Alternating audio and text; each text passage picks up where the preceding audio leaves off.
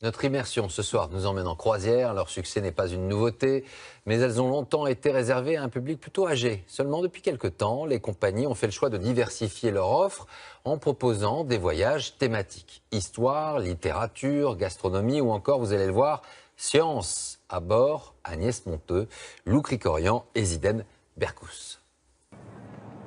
Rome, embarquement immédiat pour 3000 croisiéristes. Parmi eux, la famille Sarah.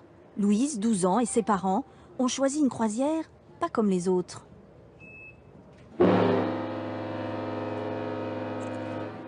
Lorsque le bateau quitte le port, eux ne prennent pas le temps de se prélasser. Ils ont 1 heure pour dîner, car le planning est chargé pour leur première croisière. Et ça vous tentait pas avant? Non, pas vraiment. C'est le thème plutôt qui nous attire. Et le thème qui les attire, ce n'est pas le côté parc d'attractions flottant avec des vacanciers venus de toute l'Europe. Non, ils sont là pour des conférences scientifiques. Une croisière spécifique avec 200 autres participants, tous lecteurs de la revue Science et Vie Junior. Alors, d'abord, je suis assez content de parler devant vous des objets connectés. Est-ce que ça va 1 heure avec Jérôme Bonaldi. Ça va marcher. Oui, voilà. La laisse de chien connectée, le tensiomètre connecté, le lecteur... Une tête d'affiche qui a persuadé les Sarah de venir. Toutes ces données recueillies sur vous, par un moyen ou par un autre... La conférence s'adresse à toutes les générations, même les plus jeunes se lancent. Ce qu'il faudrait faire, par exemple, il faudrait détruire Google. C'est quand même très très pratique, Google. Mais méfie-toi simplement de ne pas donner tes photos et donner tout ce que tu veux. Voilà, pardon d'avoir été aussi long. Pour cette grand-mère et son petit-fils, c'est finalement l'occasion d'échanger.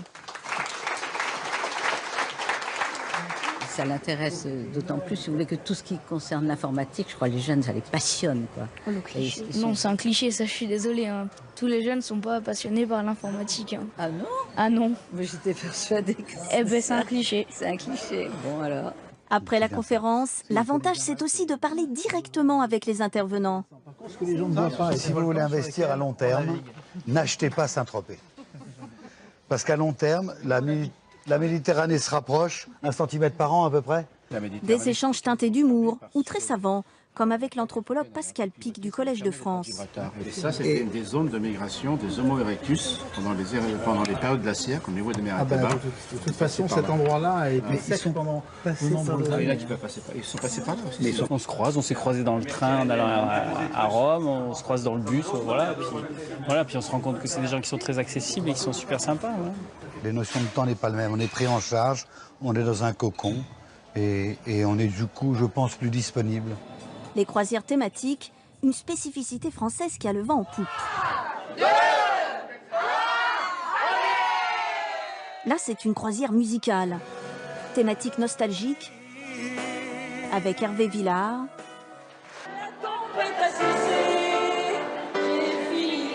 Et séance karaoké avec Claude Barzotti.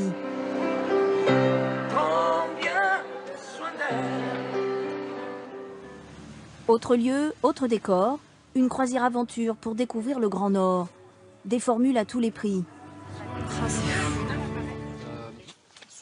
Et parmi les plus courues, il y a les croisières historiques. C'est la croisière Napoléon. Okay. On aura 12 conférences. Donc les conférenciers, c'est Jean Tullard. Chez le plus grand armateur européen, on prépare 50 croisières thématiques. Je pense qu'on peut être plus ambitieux là. L'idée, séduire le public français, moins attiré par les croisières que ses voisins européens.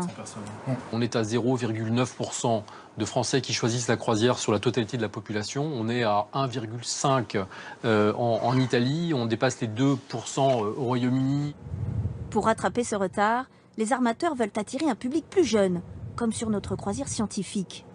Dès le matin, des activités pour les enfants sont organisées. Bonjour, bienvenue, installez-vous. Hein.